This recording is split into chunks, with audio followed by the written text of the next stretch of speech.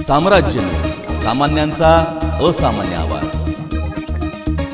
शहरातील वाढता कोरोनाचा प्रादुर्भाव रोखण्याकरिता शहर पोलीस आणि पालिका प्रशासनाकडून संयुक्त कारवाई करण्यात येणार असल्याची माहिती पालिका आयुक्त पी शिवशंकर यांनी दिली। मागील काही दिवसापासून राज्यभरात कोरोनाचा प्रादुर्भाव वाढत असल्याने राज्य सरकारने स्थानिक स्वराज्य संस्था आणि जिल्हा प्रशासनाला योग्य त्या खबरदारी घेण्याच्या सूचना दिल्या आहेत।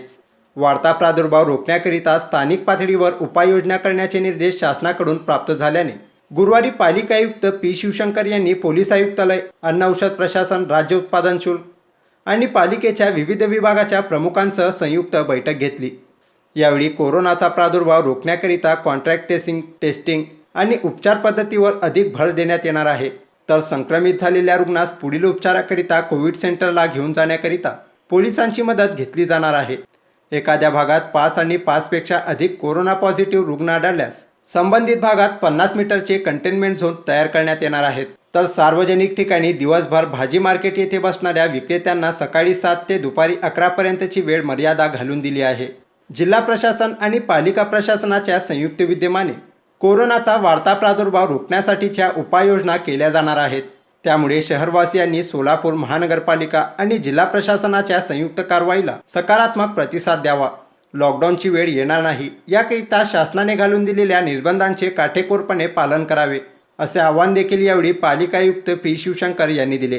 राज्य शासनाचा पण वेगळ्या इन्स्ट्रक्शन आलेले, तो इन्स्ट्रक्शन कसा अंमलबजावणी करण्यासाठी पोलीस डिपार्टमेंटच्या, एक्साइज डिपार्टमेंटच्या, RTO डिपार्टमेंटच्या आणि मेडिकल कॉलेजच्या या सर्व आणि ZO ऑफिसच्या या सर्व लोकांच्या कोऑर्डिनेशन बैठका घेतलेले आणि शासनाच्या निर्देशन कठोरपणे अंमलबजावणी करण्यासाठी सर्वांच्या काय अडीअडचणी आणि जो पालन करत नाही त्या मास्क घालत नसलेल्या लोकांना आणि मंगल कार्यालयामध्ये पण आणि कमर्शियल एरियामध्ये पण कुठे गर्दी होतात त्या ठिकाणी नियम करत नसलेल्या लोकांच्या विरुद्ध कारवाई करण्यासाठी कोऑर्डिनेशनमध्ये तो कारवाई झाला पाहिजे म्हणून आमची चर्चा झालेली आणि परत 10-15 दिवसमध्ये काय अडीअडचण असेल तर परत बसून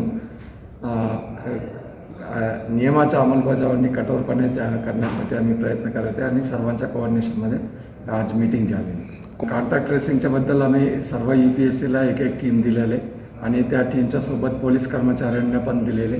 ज्या काही ठिकाणी लोक इथे माहिती देत नाही व्यवस्थित, कुठे फिरलेले, कोणाच्या संपर्कात आलेले, तो माहिती देत नसल्यामुळे आम्हाला पण कॉन्टॅक्ट ट्रेसिंग म्हणजे करोनाचा प्रसारण रोखण्यासाठी आम्हाला पण अडचण येते म्हणून पोलीस कर्मचाऱ्यांच्या पण मदतीने व्यवस्थित 20 लोकांनी, एक पॉझिटिव्ह पेशंटपैकी 20 HRC काही रिस्क कॉन्टॅक्ट लोकांना पकडून त्यांना क्वारंटाईन सेंटरमध्ये ठेवायच्या, नाहीतर होम आयसोलेशन ठेवायच्या नियमाप्रमाणे त्याप्रमाणे कठोरपणे करण्यासाठी पण सूचना दिलेले।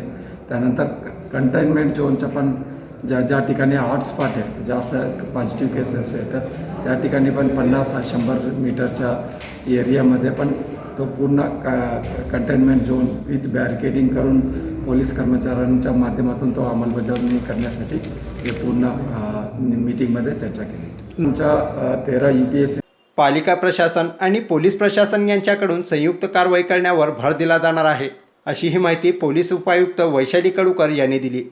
बसतात दिवसभर भाजी विक्रीसाठी बसतात, तर पूर्वीप्रमाणे भाजी मंडई रेग्युलेट करतात।